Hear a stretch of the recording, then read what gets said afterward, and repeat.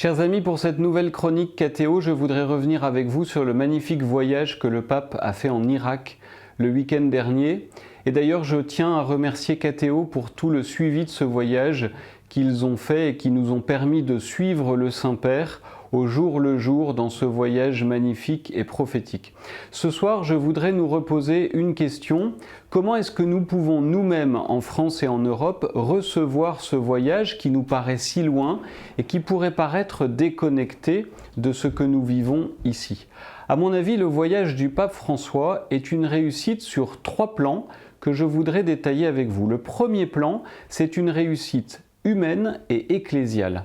Dans un contexte sanitaire où nous étouffons de règles et de précautions pour nous préserver, sans doute de manière légitime, le pape François rappelle au monde et à l'Église que le chrétien est celui qui prend des risques pour aller jusqu'au bout de sa mission, qui prend des risques pour continuer d'annoncer à temps et à contre-temps le message que le Christ adresse à son Église et au monde.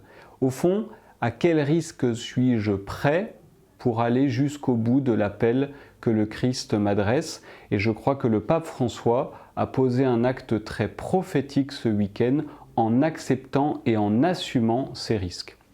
La deuxième réussite que je vois est une réussite politique et diplomatique. Beaucoup de chefs d'État n'auraient pas pu ou voulu assumer ce que le pape François a fait.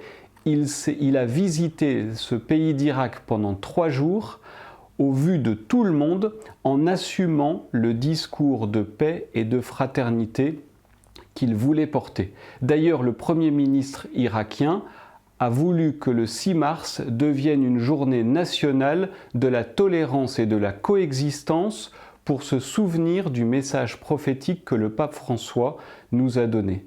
D'ailleurs, c'est peut-être une pierre dans le jardin de nos politiques français ou de certains politiques français qui continuent de courir les plateaux télé pour nous expliquer que la loi de 1905, c'est le renvoi de la religion à la sphère privée.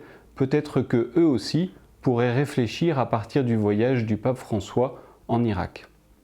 La troisième réussite que je vois est une réussite spirituelle et ecclésiale. Le pape François nous encourage à travers ce voyage de ne jamais désespérer du dialogue avec les autres religions.